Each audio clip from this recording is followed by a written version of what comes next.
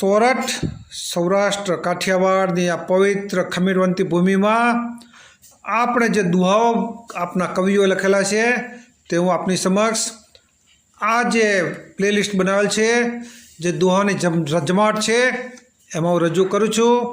આજે આ એપિસોડ 7માં એક વધુ જે ત્યાંનો એમ કે કહેવાય કે જે જગ્યાઓ અને એનો રોટલો મોટો છે, જેનો ઓટલો મોટો છે, એનો સરસ મજાનો દુહો આપણે સાંભળીએ। પરબ સતાધાર વીરપુર ને પારિયાદ ને બગદાણે પણ રે હરિહરનો જે હાદ કરે